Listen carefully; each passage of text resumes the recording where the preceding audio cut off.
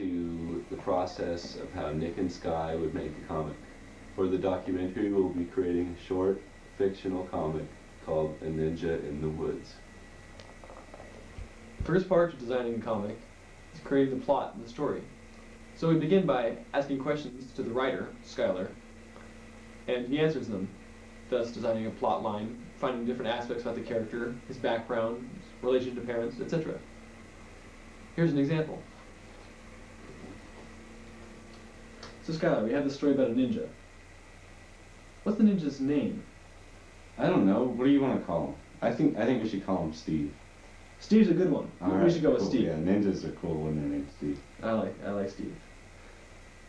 What would you say his background is, like parents and stuff? Okay, well here's what I'm thinking. I'm thinking the ninja was dropped off in the woods by his parents at a very young age and trained in the ways of ninja stealth and technique by owls.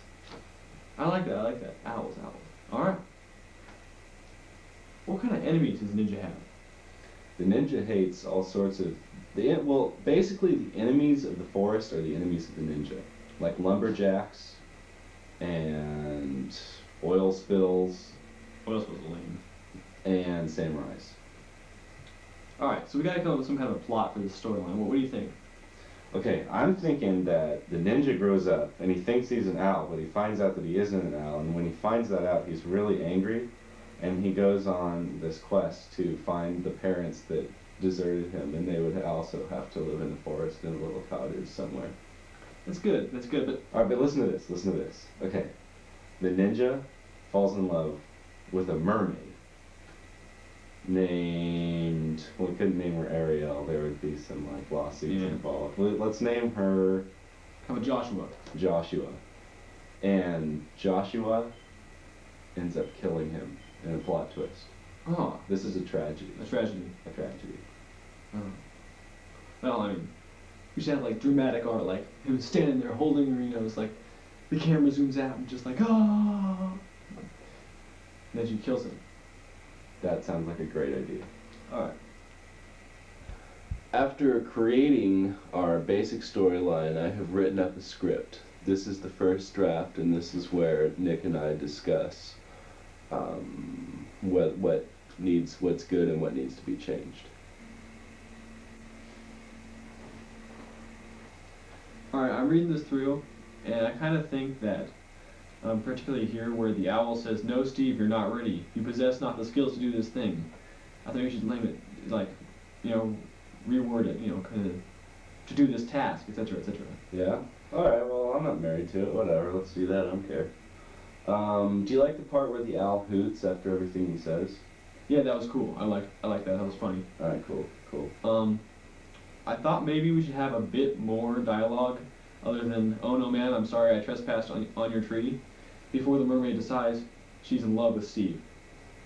Steve's a pretty deep guy. He's got, you know, feelings too. You know, she's not ready that commitment that quick. Maybe Alright. go on a date. Well, here, what exactly is the problem? I mean, here we go. Okay, we got... "Oh no, ma'am, I'm sorry to have trespassed on your tree." "It's okay. I'm in love with you." "I'm in love with you too." "Cool." Well, I mean, other than the obvious, I was thinking, you know, maybe we could just elongate it, create a bit more drama between the two. Okay. Alright. Well, that's basically the process. We kind of bicker and decide on what we like and what we don't like. What you're not going to see in this documentary is that I write up another draft and we critique it some more, and then another, and he critiques it some more. This is basically the writing process of the comic. Generally, when you really write a comic, you'll go through, I went through probably 7 or 8 drafts for most of these scenes. And Skylight put up with 2 editors, not just me. His mentor, my mom, also helped out a lot and, you know, yelled at him in addition to myself. It was sweet. The next step is for me to do a basic outline of the page and how it's going to look on the layout. So I look at the dialogue between Steve and the owl in the first scene and lay it out into a small page in a, you know, fairly rough draft, kind of pencil stick figure type sketch. Come and check it out. There's our page. Page 1. We got Steve up top. Do with your hand, that's so fun, but I think we should...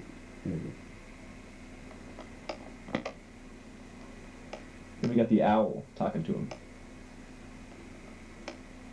Let's see, next. This is some like Blair Witch filming. The owl explains it to Steve. Steve gets mad.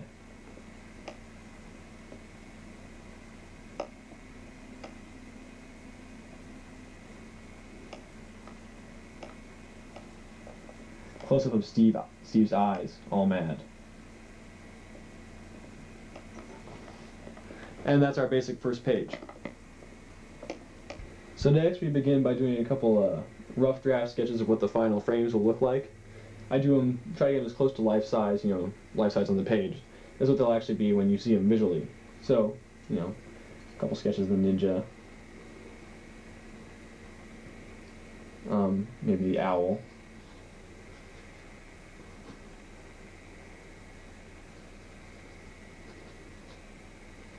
Dude, give the owl a ninja headband.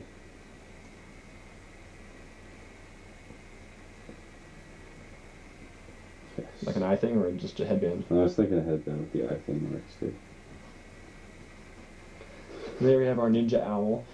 Set a tie. See, I think he looks a bit too much penguinish, so we'll try to change that when I get to the final versions. Maybe I'd even do a second version down here, just to get comfortable with the attitude of the owl. Alright. So lastly, on normally nicer paper, we do a finished version of the sketch, which will then be inked.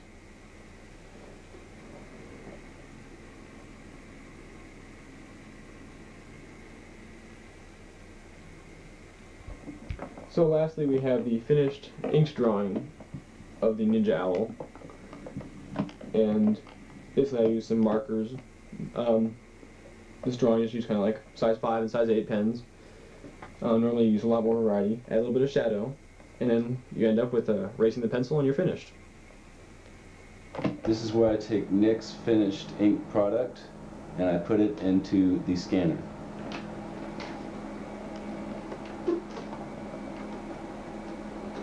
This is where I'm actually scanning the page in so I can use Photoshop to put the lettering in.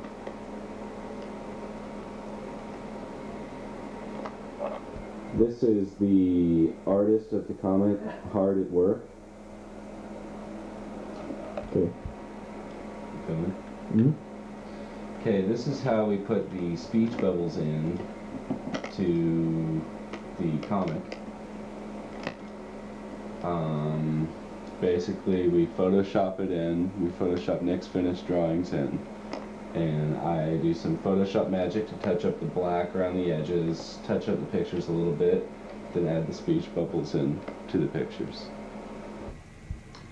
Well, and there you are. That's the finished product of our comic. That is basically the run through and the process of how we did our comic, at least. And here we have one finished panel.